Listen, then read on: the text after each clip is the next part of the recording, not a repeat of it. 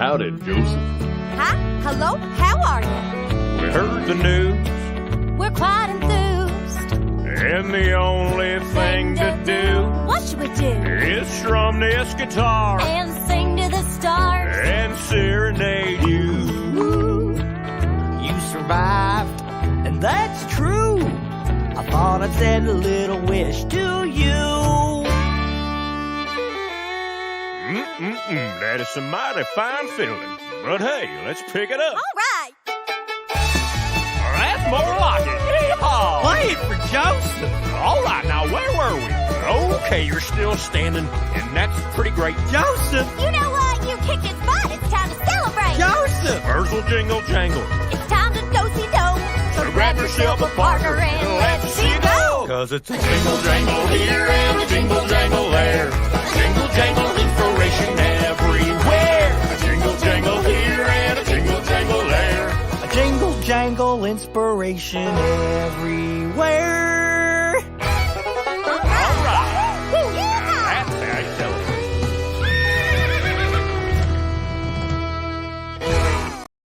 Hi, this is Penn. Penn Jillette, Penn and Teller. Big guy does magic, smaller guy next to me. He does magic too. He doesn't talk that much. I want to talk about Joseph Jaffe is not famous. And Joseph Jaffe is not famous. Joseph Jaffe is wicked not famous.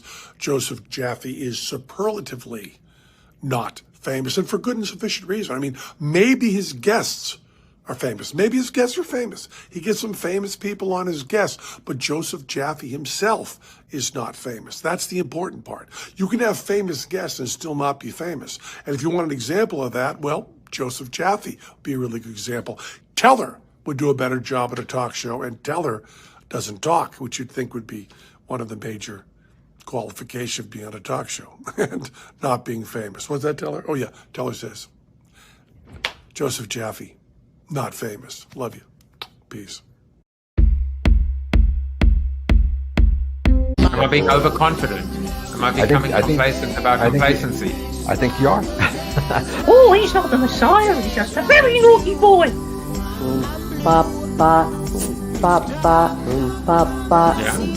Yeah, I've got big ears. Brian doesn't want to see anyone else. Piss off! That's the one, because you literally complete me, and we complete each other. You've obviously encountered discrimination in your own life by virtue of being Australian. So Hey, Manuel Camp was a real pissant who was very rarely stable. I don't want to get too gushy, but I might just be saying you complete me, D. PNG now stands for Pritchard and Good.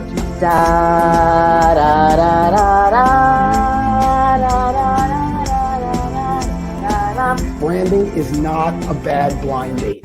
Look at you! You are insane! How did I do that? You're How did I do insane! that? You're insane!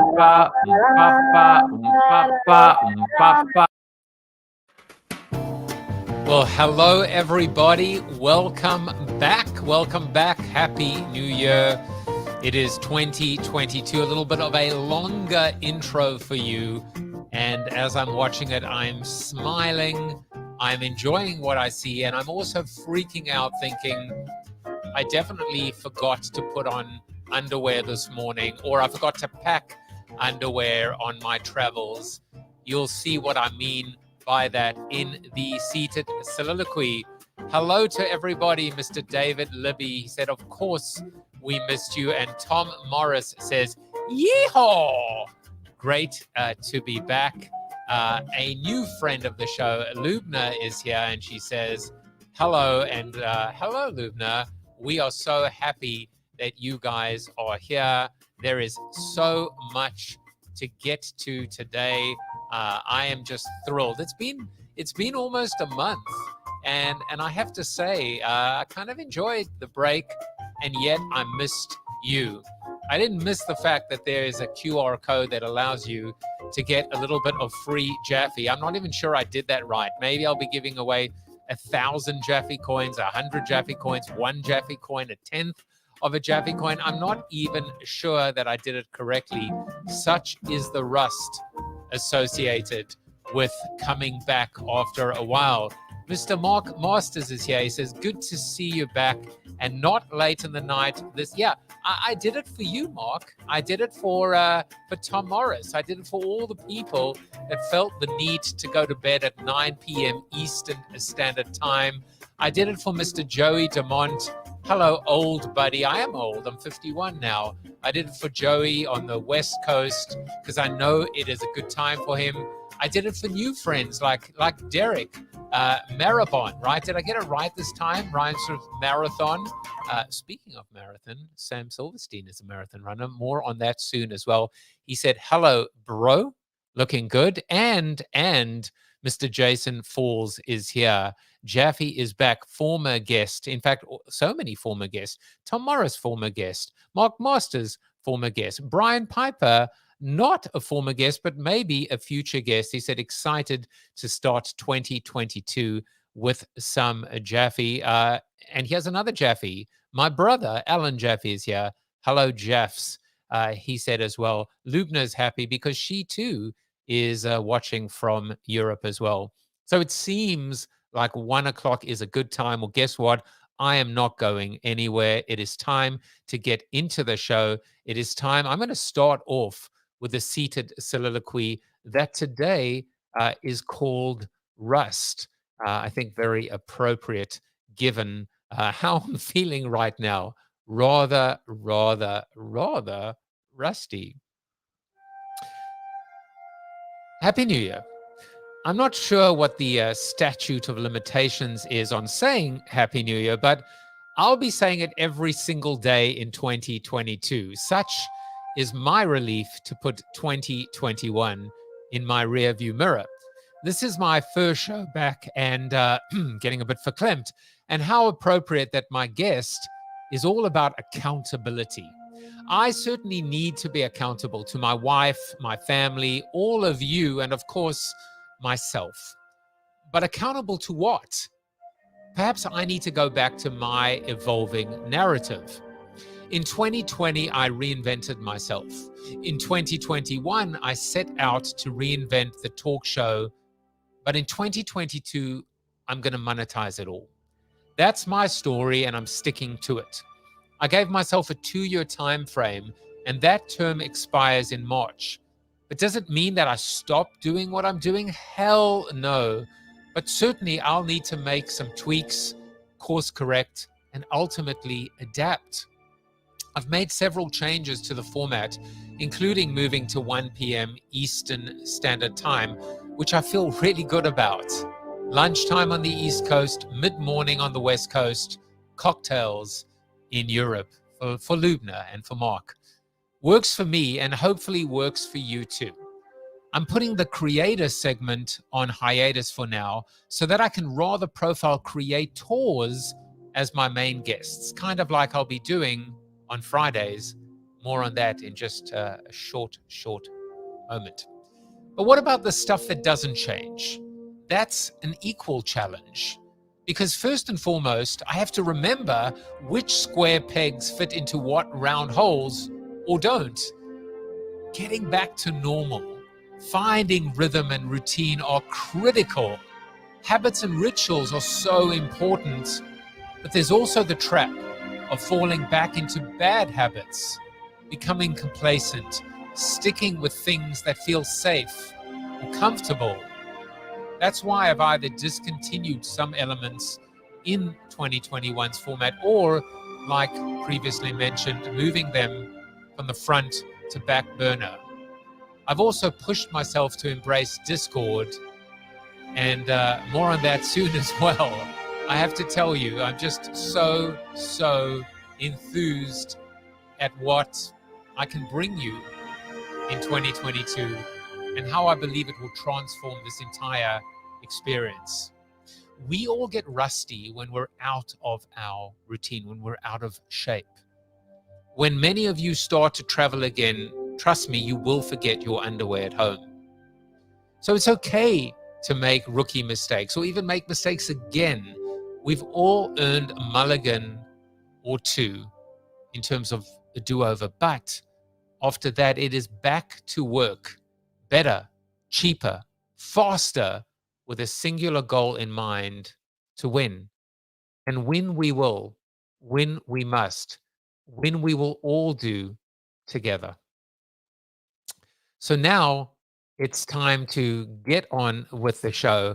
But first, just a couple of notes. Glenn, I really did it for you, my friend. We are back to 1 p.m. as well. Oh my goodness, Lubna says all the Jaffe coin has been claimed already. I guess I will have to see who's doing the claiming. I'm going to tell you, Lubna, a couple of ways that you will be able to benefit from that as well. And a little hello to Manif. Manif, I've missed you, and I'm glad you are back as well. As I said, let's get on with the show because I am just so excited to bring to you a wonderful lineup of guests. There is definitely a bit of a common theme with our guests this week. I said spot the difference. It's more like spot the similarity. I will let you figure out what those similarities are. But as I said, I'm a little bit rusty. I'm certainly not rusty at when it comes to bringing on someone with the credentials of Sam Silverstein. He is the founder and CEO of the Accountability Institute. But here's the first little bit of breaking news for you. On Fridays, there will be a show. We will be back to 5 days a week at 1 p.m. And on Fridays, we are, Lubna saying, all men. Yes, all men. And I'm going to say, unfortunately, also all men of a certain persuasion. It is something that I've committed to changing. And guess what, Lubna? On Friday, Michelle McCormack will be here. So don't worry about it.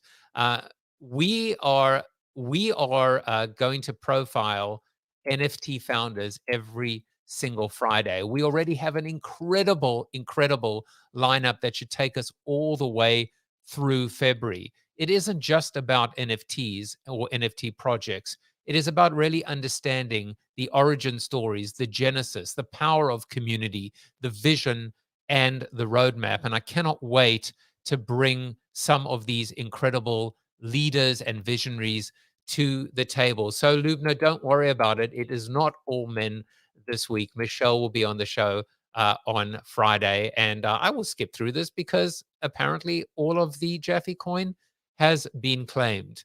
The final thing just to tell you before bringing on Sam is that I have slow burnly, but surely introduced and started my Discord server. If you want to join the Discord server, just go to bit.ly/not famous Discord. I'm not famous. The show is not famous, and nor is my Discord. I'm going to actually build this together with you. And let's just say being a part of this community will have benefits and perks. And this will be a way that we can have a real conversation. I can tell you when a guest is going to be late or early, or if there's a time change. Sam's bio is in there already. I will maybe even introduce show notes afterwards. There are going to be so many benefits in terms of being a part of the Discord server. One of them is going to be that QR code, in fact, may migrate exclusively to the Discord server, so only members of the community are able to take advantage. So stick with me, join me on this journey. We will teach each other, we will learn together, and we will benefit together. Quick shout out to my mom. I am back, and so are you. I'm glad it is at a time now in South Africa that you can benefit from it. And finally, Lubna says, finally, a Discord server. I know I took my good time to do it. But now it's time to get into the real star of the show. It is time to get into the very famous Sam Silverstein. And as always, I have a bio for you, but I also have something else. I always love it, and I geek out at when my guest has their own sizzle reel, and what a sizzle reel it is. But let me tell you a little bit about Sam. Accountability and leadership keynote speaker, Sam Silverstein's mission is to empower people to live accountable lives, transform the way they do business, and to thrive at extraordinary levels. He works with organizations worldwide to help build powerful workplace culture and long-term sustainability. Sam is the founder of the Accountability Institute, an organization that certifies advisors to work with leaders and organizations to build greater accountability and develop stronger leaders. I cannot think of a more noble cause right now and a higher priority than this in today's day and age and turbulent, challenging times. Sam has been inducted into the Speakers Hall of Fame and is the author of 11 books, including I Am Accountable, Non-Negotiable, and No More Excuses. Before I say please welcome Sam Silverstein, I would say to you, please watch this.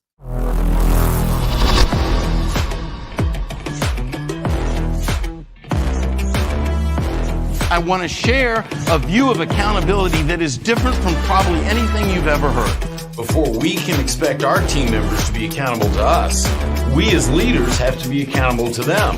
So, if you're a leader, you need to ask yourself, just how accountable am I?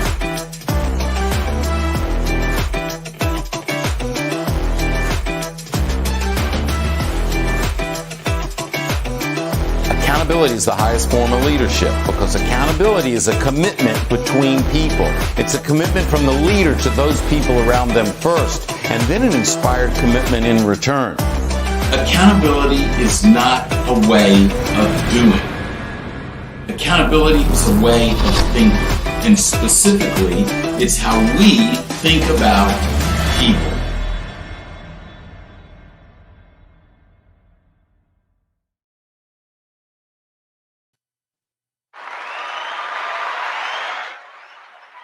Now that was awesome. And hello, Sam. Well, hello, Joseph. And that just proves that if you pay enough people enough money, they'll say anything about you.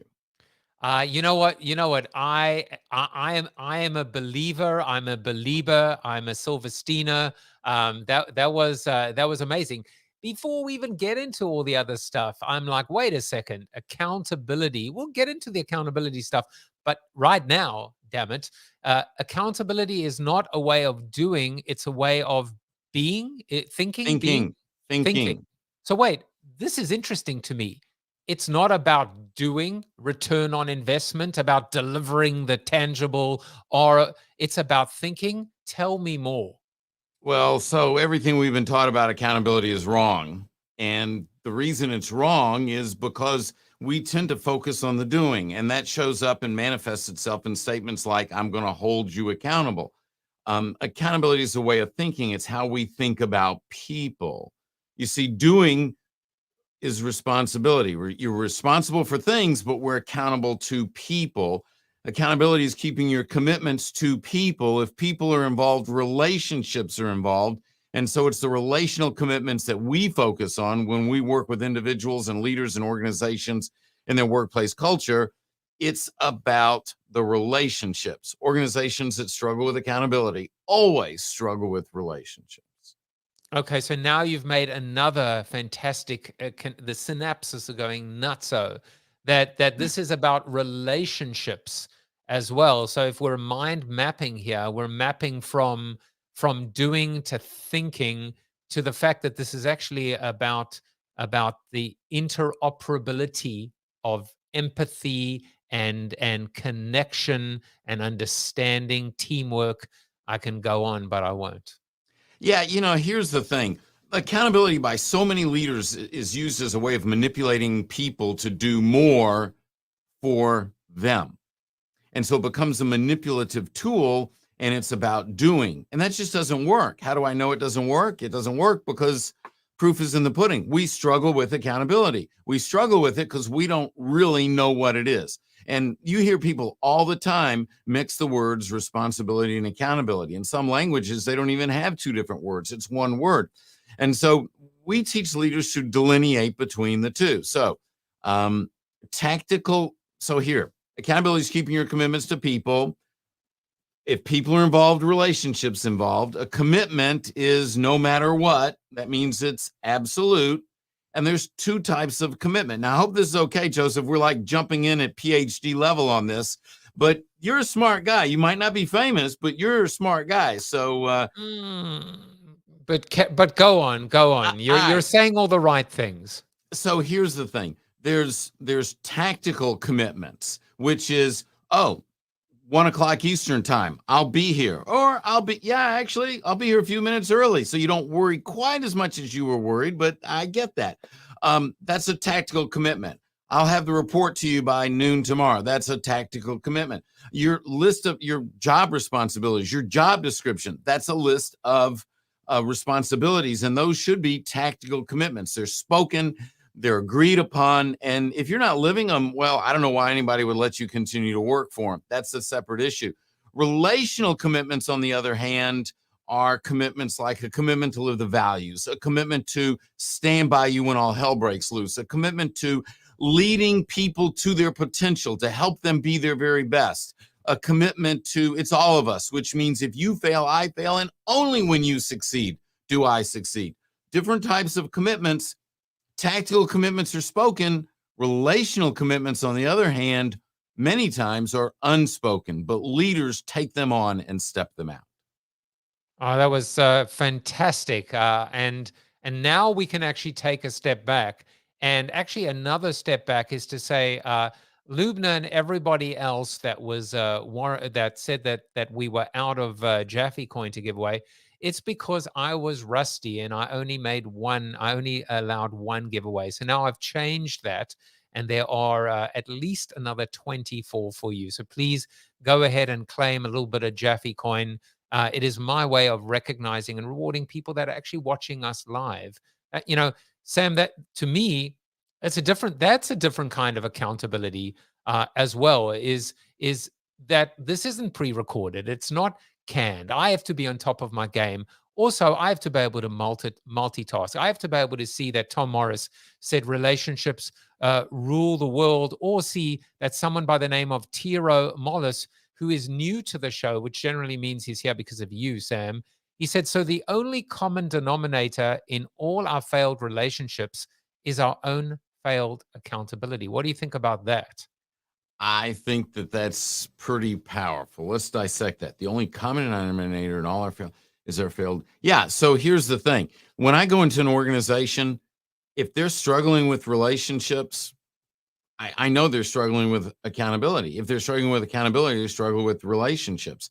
Accountability is that foundational piece. See, when you take on those relational commitments, those are like each time you step one of them out, you're making a contribution to a relationship. You're showing up for someone. You're there for them. You're helping them succeed. You're helping them move forward. And those contributions to those relationships build the relationship till you get to the point where that person would rather die than let you down. And the only reason they feel that way is because they know you would rather die than let them down. So this idea of dying for someone, I mean, even metaphorically, right? Let's hope it's metaphorical. But it is this ability to say that if you fail, then I fail, or if you fail, we fail. It's one of the reasons why it is so important, Sam, for me to be successful, for me to be so much more not famous than I am right now, because I almost feel by not becoming more not famous, I'm letting everyone else down. I want to succeed, not for me, but for everyone else. I want to show people that they can pivot. I want to show people that this idea of reinvention actually can lead to an outcome. That's why I determined that 2022 would be the year that I monetize this, not because of greed or self-serving importance or status or ego, but in order to be able to A, demonstrate, and B, share.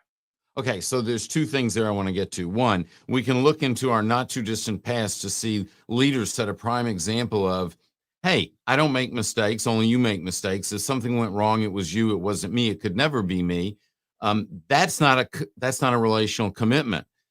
When a leader is always pointing fingers at everyone else, then it's as if they are above it all. The reality is my job as a leader is to make sure that you succeed. not to take the glory when you do or to put the blame on you when you don't. And the people that step into that trap all the time don't understand that.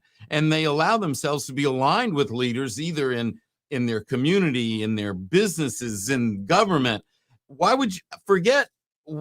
Why would you align with a leader that takes that position? It's not, it's got to be, it's all of us. It always has to be, it's all of us. Now I want to get to the monetization part because I think that's a key statement. And here's something that's really important. The people that are the most accountable that I run into, not only do they know what their values are, they know what their unique purpose is, and they step that purpose out in their mission. Unique purpose is what brings you joy in the service of others. You need to breathe to live, but breathing is not your unique purpose. You need to make money to survive in business, in making an impact, in making a difference, but that's not your purpose. So there's nothing wrong with making money. When making money becomes someone's purpose, that's when I would say they've gone adrift. But we need to make money to survive. There's nothing wrong with that. And I personally believe the more service that you give, the more you make and keep these relational commitments, the more money will naturally be attracted to you. So Tom Morris says, accountability flourishes with relationship proximity, people face to face or otherwise close. Longevity, we've known each other for a long time. Density, we know each other's friends and family. I wonder what else you would kind of add to that mix, or how you would build on this idea in terms of density, proximity, longevity. Okay, so I'm looking at that quote. I do think that, look, when we're together and we can look each other eye to eye, it's easier to build a deeper, more meaningful relationship. But I don't believe that that's necessary to do so. And during the past 2 years, when I haven't been out a lot, I've picked up several new friends that we've developed a deep relationship for. I have a client in Saudi Arabia. We've developed a very meaningful relationship. And after working with him for a year, I just had the opportunity to have dinner with him in Scottsdale, in Arizona, just a week ago. That relationship was born, thousands of miles apart.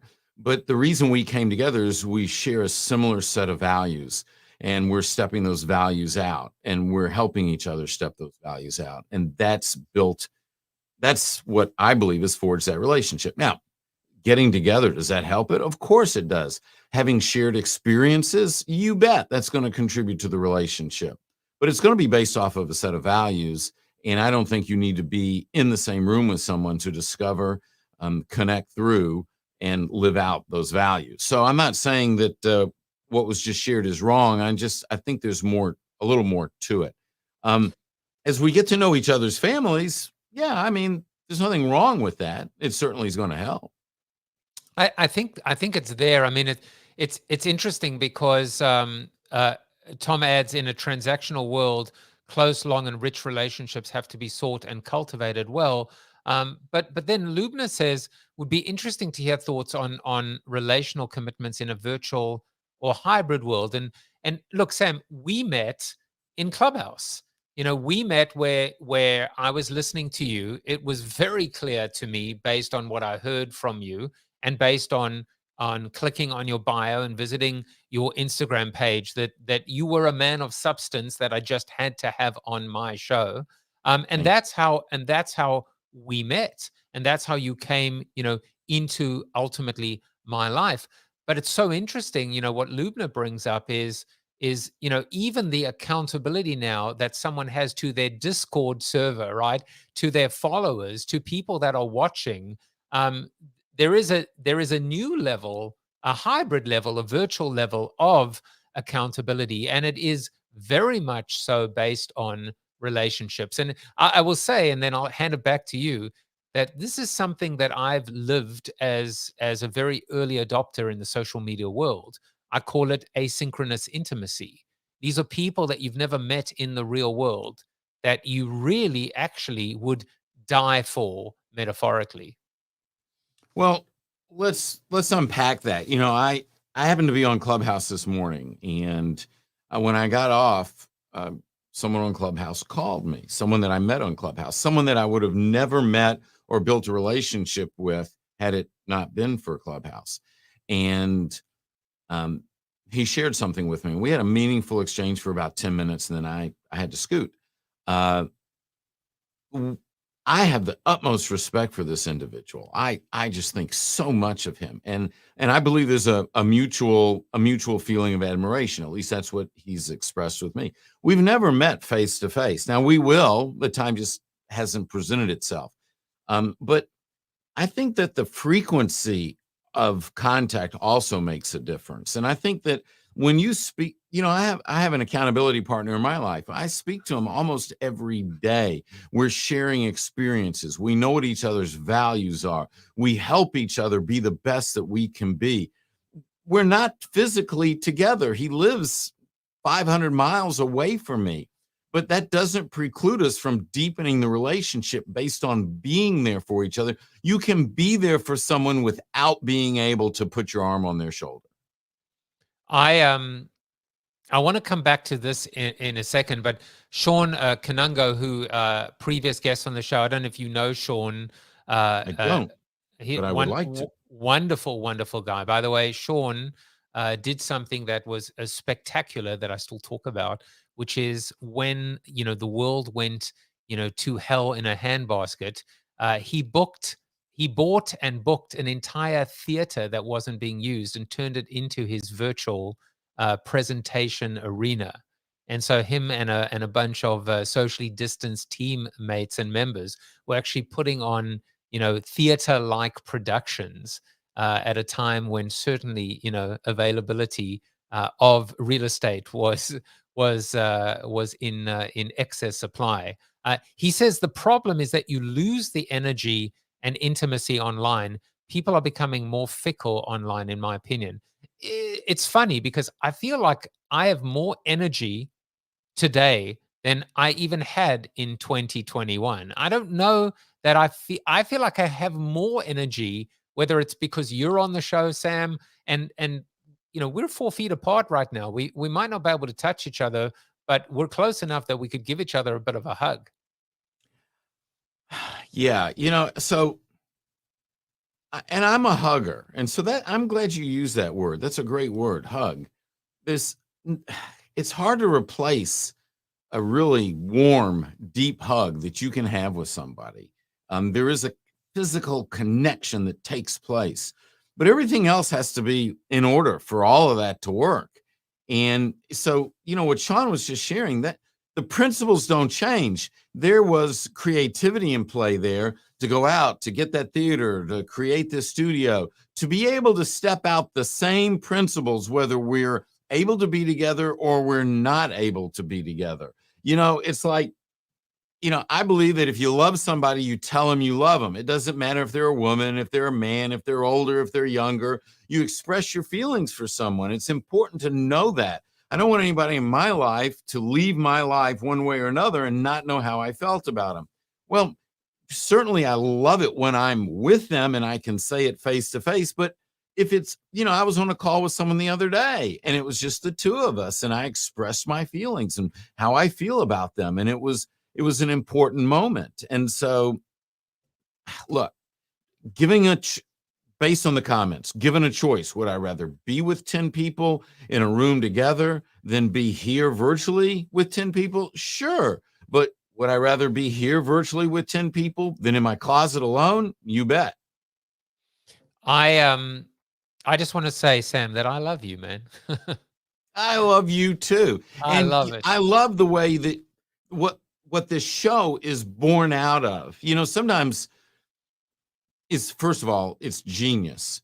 But the part that's genius is it's not manipulative. It's genuine. It's really where your heart is. And so the whole idea about pushing your guest forward is a very genuine thing that you share. And so we can talk about any subject. I'm guest 309. That's great. But my favorite one, especially because you called me genius. In fact, I'm going to George Costanza this. This will be the last show of Joseph Jaffe is Not Famous. I'm out of here. I'm going to leave Well, on a high. I'm going to leave I'm on a just genius high. Yeah, I'm just hopeful in the future when you send your pre-show notes out and you list your favorite shows. I want to be up there with my buddy Bruce Turkel. I want to be on that list. So, I have to suck up a little bit, Joseph, to worm my way in there. Now, if you're telling me that you're buddies with Bruce Turkel, first of all, it definitely lowers my estimate of you. But more important, I hope he hears that. I just want him to. Matter of fact, I'm going to go back and edit that piece out and send it to him. he better. So I don't know if you know this, but Bruce actually is the genius. I sent it back to him that came up with Joseph Jaffe is Not Famous. So he helped me rebrand the show. So isn't that funny how and someone that I've never met IRL. So we've just come full circle, haven't we? How about that? That's interesting. So I got a bunch of interesting comments coming in, and I'm gonna come to you soon, Mr. Alan Jaffe. He's got a real technical one for you, Sam. So I hope you've got your thinking as opposed to your doing cap on. But it doesn't get any more technical than this. Okay? Oh, look at that! Now you're just showing off. Now you're just showing off. I can't even figure that out. But here's the thing: you spoke about, and I didn't want to miss it because I think it's a huge point. An accountability partner. I mean, we talk about mentors, and there are lots of things and types of relationship, but an accountability partner, that is interesting to me. Truthfully, in 309 interviews, that's a new thought and a really, really original one. Tell me more about what it is to have and how to find an accountability partner. Well, something that we teach and coach our certified accountability advisors to do is create circles and groups. Accountability circle versus a mastermind. So a mastermind, people come together for best practices. Accountability circle, we come together to help each other be the best that we can be, to step our lives and our businesses out in an accountable way. And then if best practices are layered on top, that's fine. So what does an accountability partner do? It's not someone that says, did you make the 5 calls you said you were going to make? Remember, that's tactical, that's responsibility. If you're not going to do that, then, go do something else. An accountability partner is someone in your inner circle that you allow to speak into your life, that you're willing to listen to, and then you open up to and you share with each other what your values are, what I call non-negotiable core values, what your unique purpose is, what brings you joy in the service of others, and what your mission is, which your mission is your unique purpose in action. Because now, if you and I know that information about each other, first of all, we know each other on a deeper level. Whether we ever meet each other in the same room, we're developing a relationship that goes so much deeper. But now when we're discussing our life and decisions and challenges and things that we're taking on, we might be having a conversation. And I tell you that I'm going to do this or that, Joseph. And you might say, Sam, I don't know if that really aligns with your mission. Or do you realize that when you reacted in that way, you were not stepping out the value that you say that you have of blah, blah, blah. So that's what an accountability partner is. They're not a police person. They're not holding your feet to the fire, but they're there for you. You have given them and they have given you license to speak into their life. And it's a very deep connection, and it's very powerful. It certainly is. And Alan, before we get to your question, I do want to just follow up with something just at the end of what you just said, which is how much, I mean, it is the most, maybe it's one of the most important points when we talk about this, because we talk about partners and teams and leadership, but talk about being accountable to yourself. Talk about being able to stare in the mirror and ultimately be able to govern and manage, and get the most out of yourself by actually looking inside and saying the buck stops here. Well, that's a very difficult question because remember I said accountability is keeping your commitments to people. And so I tend to focus on other people like me to you. But the reality is At the end of the day, the question I have to ask myself when I'm looking in the mirror is, am I stepping out these 10 relational commitments? Am I living them? Am I honoring myself through keeping those commitments with myself? So this is something we either choose to take on or we don't choose to take on. But a commitment to live the values. Am I living the values? That's really, for me, almost the most important thing. Am I living the values that I have said that I have? Because just because I said I have them doesn't mean that they're real. If I can't show you empirical evidence that they're showing up, then they're not real. They're just words on a piece of paper. So to me, my accountability is, am I living it out in my relationships with the people around me? And if I am, then I feel like I'm living an accountable life. And if I'm not stepping it out, then I need to step back and I need to fix it in my house. And so that's how I look at it. Yeah, I mean, what is the old saying, right? Charity begins at home. Whether it is your own actual home and the relationships you have with your spouse, with your kids, with the people that you interact with in your own community, and ultimately how that ladders up. I think what we're seeing now in this hybrid work from home, etc., is that it's very hard to separate work and home and life, and so we need to be. I mean, I'll introduce a new word in this conversation. In order to live our values, in order to be accountable in the workplace, in order to understand accountability and build accountable lives, that word has got to be consistent. You can't be one thing in one plane and another thing in another. Yeah, I want to add a word to that because I love the word consistent, and that's committed. And I would say you have to be consistent and committed because it needs to be ongoing. And so it's like, one of my values is inspire.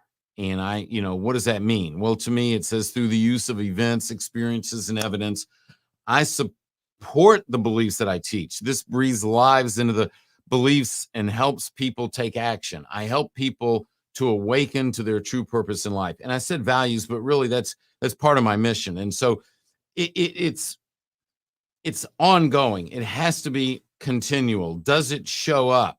My values are integrity, respect, and significance. And I have a whole definition for what each of those mean to me.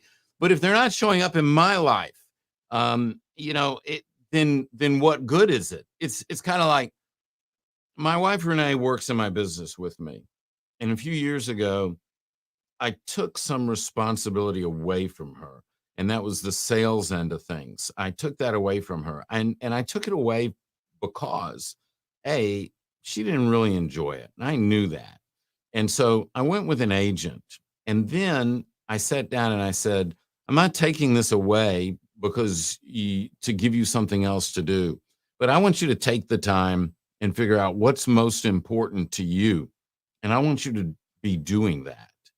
And so what was very important to her was to be the president of our synagogue, which, has like 1,800 families in it. And she served on the board for a lengthy period of time, and term as president was 2 years. I wanted her to do what meant something to her. I wanted her to have the opportunity to grow and be the best she can be.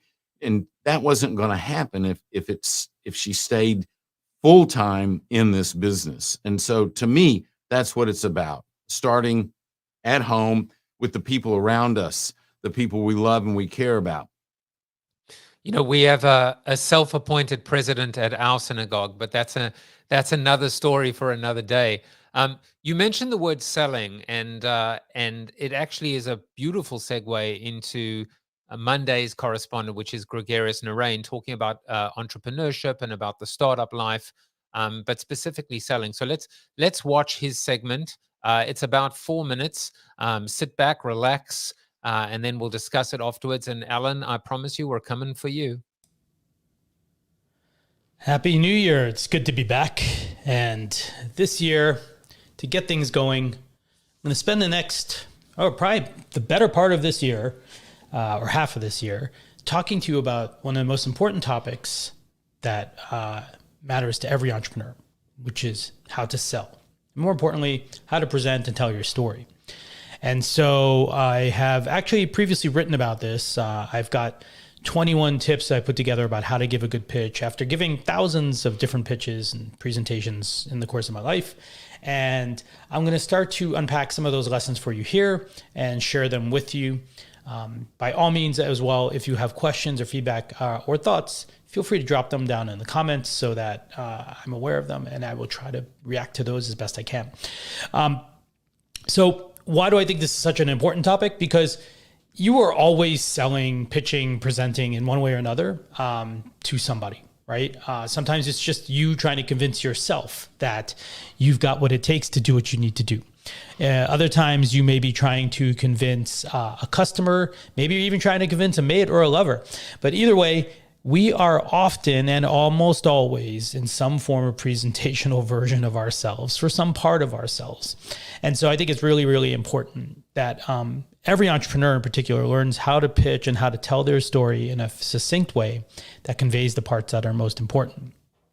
Now, to that end, I'm going to start with some fundamentals here though. But from my point of view, I think there are the most important part about sort of the presentation or the pitch itself is actually you, the seller. And so I think it's important to remember that there are many different kinds of sellers out there, and it's not a judgment about, their moral, sort of fortitude or anything like that. But it really, I think, is more of a just stating to the understanding that it's important to know what kind of seller you are so that you can understand the best way to leverage your skill set. So I break down sellers into three categories. There are what I call the believers, and a great quote from Russell Brunson. He says that the believers are the folks ultimately that they feel that they have a moral obligation to share what they've discovered with the rest of the world. So as an entrepreneur, you most likely fall into this highly optimistic category. You love to sell, you love what you believe in so much that your passion is hard to contain or hard to package.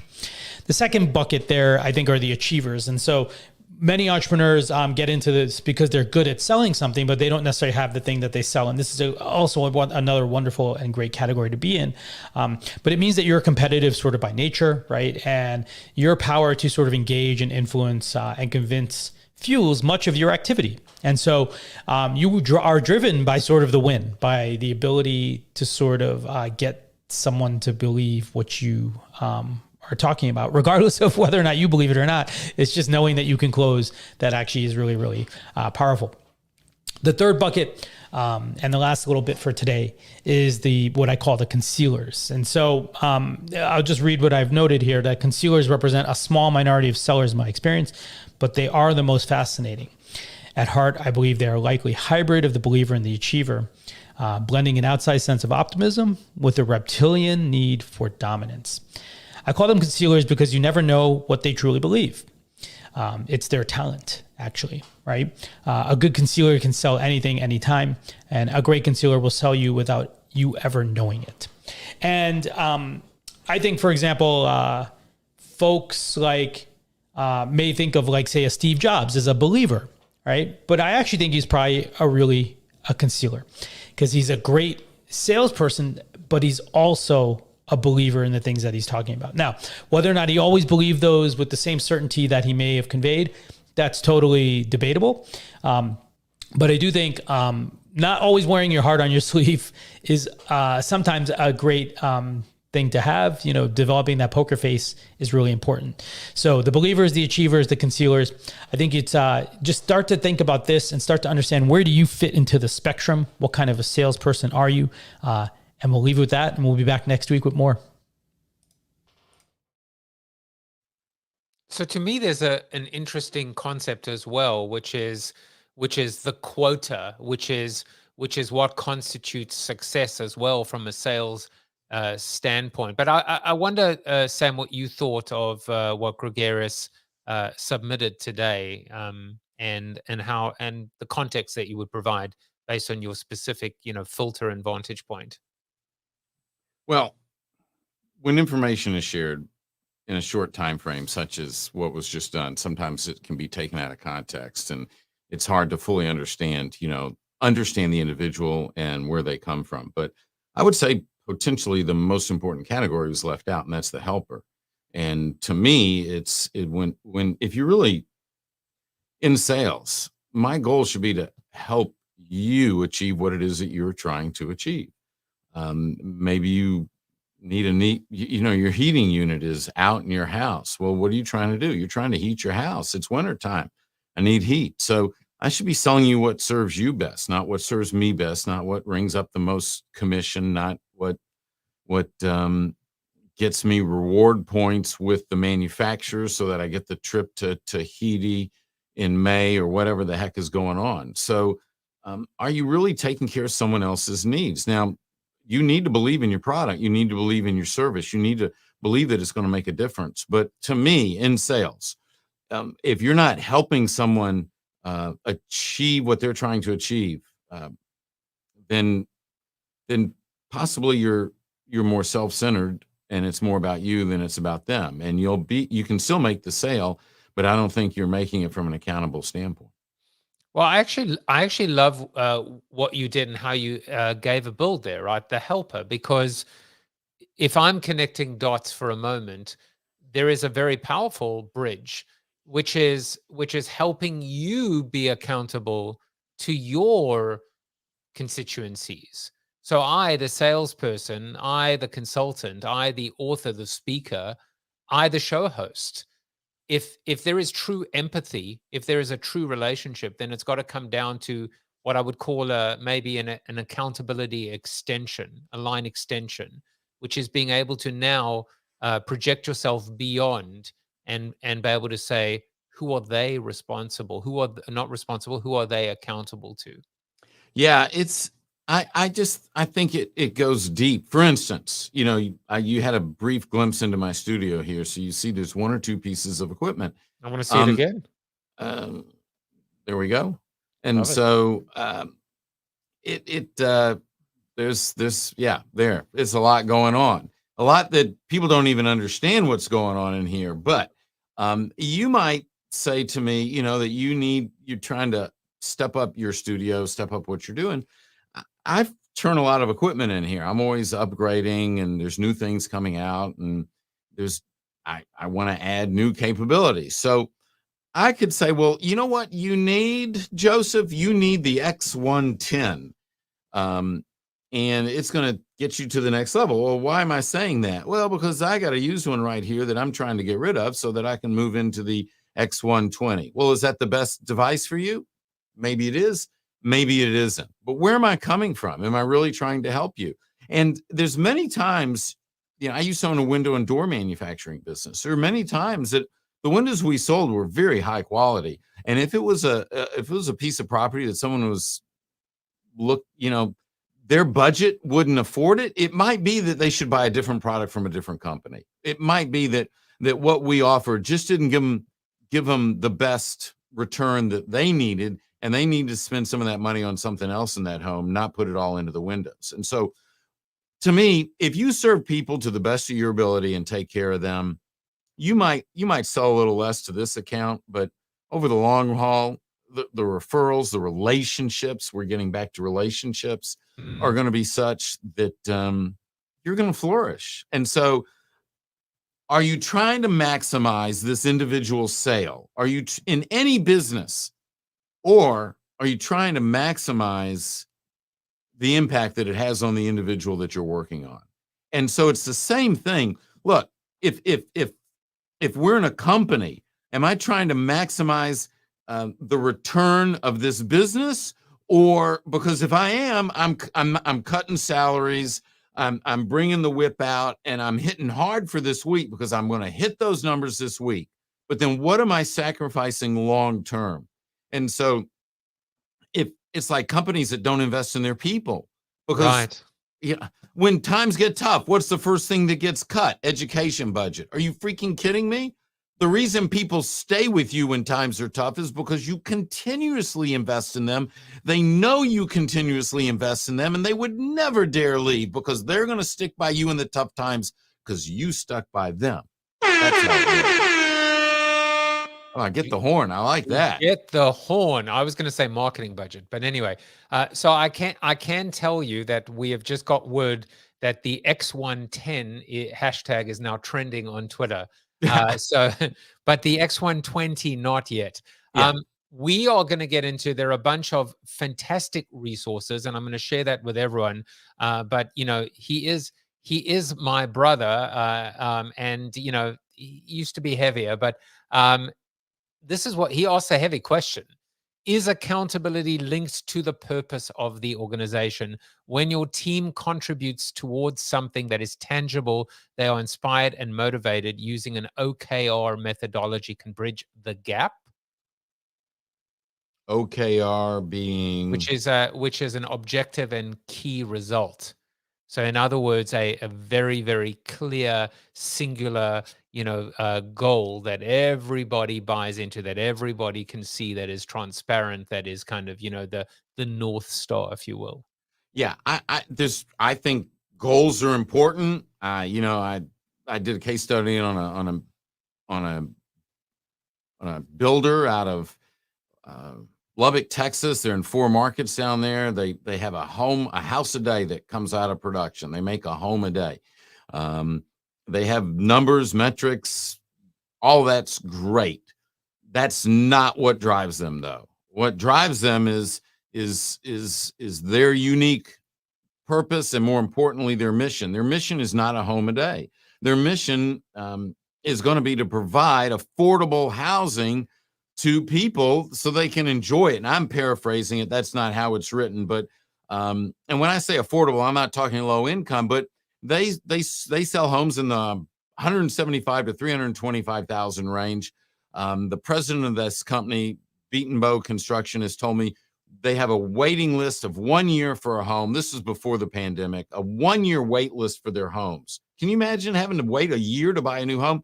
And he also said he could sell all their homes for $40,000 more than what they sell them for. And so at that point, naive Sam goes, "Are you kidding me? Why don't you raise your price?" And his answer was, because when our homeowners move in, we want to make sure they have equity in the home they just bought, because that connects to their purpose and their mission.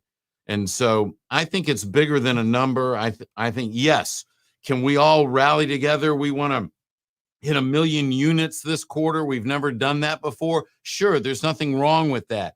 But people connecting to the values, and people connecting to the community that they serve, and people connecting to something bigger than them will always outdrive performance than trying to connect to a number on the bottom line.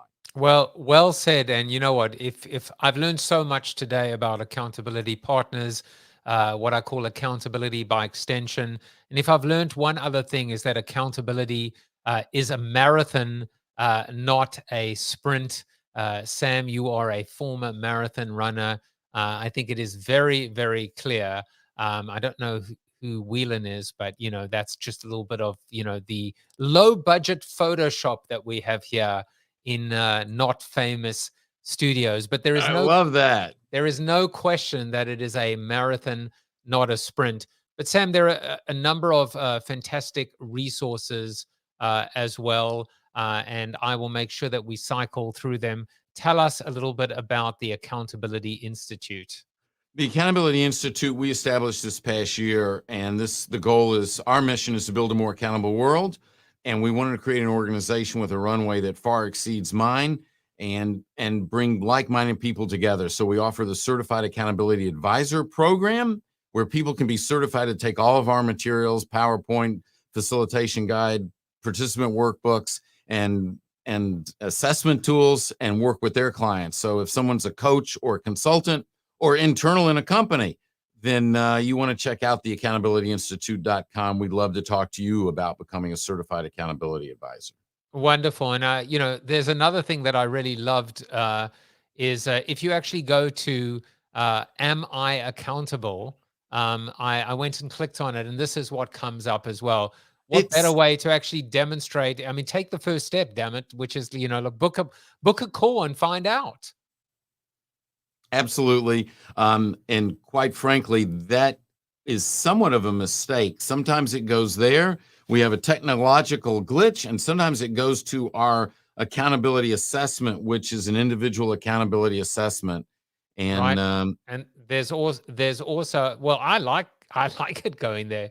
There's also a worksheet as well that you can actually fill out and see where you stack up. I love all the tools. I love all the resources. I love the fact that you really are going out there and codifying and helping people, understand, even moving from the fact that this is not about the doing as much as it is about the thinking, as much as it is about relationships. You can see that I've been paying attention as well. If you want to find out more about Sam, his speaking, his workshops, his business, just go to samsilverstein.com.